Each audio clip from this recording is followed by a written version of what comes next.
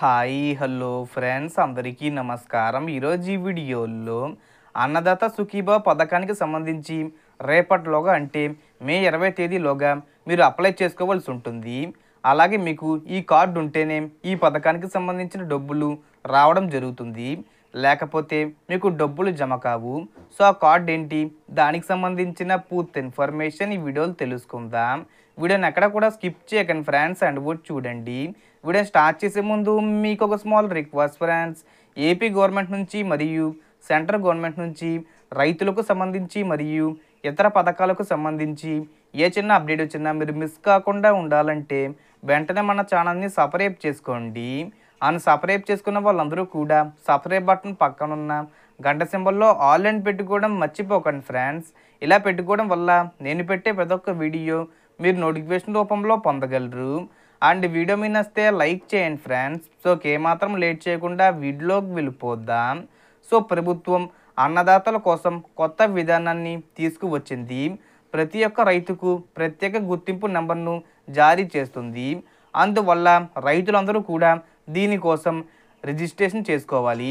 ఇప్పటికే చాలామంది ఈ పని పూర్తి చేసుకొని ఉండవచ్చు, అయితే ఇంకా చేయని వారు కూడా చాలానే ఉన్నారు. 11 అంకెల విశిష్ట సంఖ్యతో కూడిన గుర్తింపు కార్డును ప్రభుత్వం అందిస్తుంది. దీన్నే భూ ఆధారాన్ని కూడా పిలుస్తారు. అల్లూరి సీతారామరాజు జిల్లాలో ఈ నమోదు ప్రక్రియ మందకోడిగానే సాగుతుంది.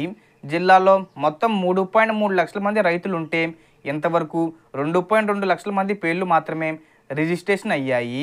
మరోవైపు చంద్రబాబు ప్రభుత్వం అందించే అన్నదాత సుఖీభావ లబ్ధిదారుల కోసం రైతుల వివరాలను వ్యవసాయ శాఖ అధికారులు నమోదు చేస్తున్నారు. ఈ నెల 20 వరకు ఇందుకు గడువు ఉంది. అందుకే ఈ విషయాన్ని కూడా గమనించాలి. భూ ఆధార్ చేయించుకొని రైతులకు అన్నదాత సుఖీభావ డబ్బులు రాకపోవచ్చని వ్యవసాయ సిబ్బంది పేర్కొంటుంది. అందుకే అన్నదాతలు వెంటనే భూ ఆధార్ కోసం రిజిస్ట్రేషన్ చేసుకోవడం ఉత్తమం. దగ్గరలోని రైతు సేవా కేంద్రాలకు వెళ్ళి పని పూర్తి చేసుకోవచ్చు. రైతు సేవా కేంద్రాలకు ఆధార్ కార్డు తీసుకువెళ్ళాలి. మీ పేరు నమోదు చేస్తారు. మీ ఫోన్కు ఓటీపీ వస్తుంది. ఎంటర్ చేసి భూమి వివరాలు నమోదు చేస్తారు. ఇలా రిజిస్ట్రేషన్ ప్రక్రియ పూర్తవుతుంది. కాగా సుఖీభావ స్కీమ్ కింద ఒక్కో రైతుకు ఏటా 20,000 రూపాయలు అందించనున్నారు. మొత్తం 3 విడతల్లో డబ్బులు రైతుల ఖాతాల్లో జమ చేస్తారు. మోడీ సర్కార్ పీఎం కిసాన్ కింద ఇచ్చే 6,000 రూపాయలతో రాష్ట్ర ప్రభుత్వం 14,000 రూపాయలు కలిపి మొత్తం 20,000 రూపాయలు ఆర్థిక సహాయం అందిస్తారు. స్కీమ్ అర్హతలు గమనిస్తే 5 ఎకరాల లోపు భూమి కలిగిన వారు మాత్రమే అర్హులు. వయసు 18 సంవత్సరాలు నిండి ఉండాలి. భూమి పట్టా లేదా పాస్బుక్ తప్పనిసరి. ఆధార్ ఉండాల్సిందే. భూమిని లీజుకు తీసుకున్న కౌలు రైతులు కూడా ఈ పథకానికి అర్హులు. కౌలు రైతుకు ధృవీకరణ పత్రం కావాలి. సాధారణంగా పీఎం కిసాన్ పథకానికి అర్హులైన రైతులందరికీ కూడా అన్నదాత సుఖీభావ పథకానికి అర్హులవుతారని చెప్పుకోవచ్చు. సో ఈ విధంగా అన్నదాత సుఖీభావకు సంబంధించి రేపు మే 20 తేదీ వరకు టైం ఇవ్వడం జరిగింది.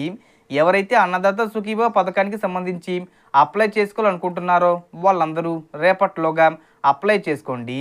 ఆల్రెడీ వ్యవసాయ అధికారులు డాక్యుమెంట్స్ అయితే తీసుకుంటున్నారు. అలాగే కేంద్ర ప్రభుత్వం పెట్టిన రూల్ ప్రకారం డిజిటల్ ఫార్మర్ ఐడి కార్డు కూడా ఉండాలి.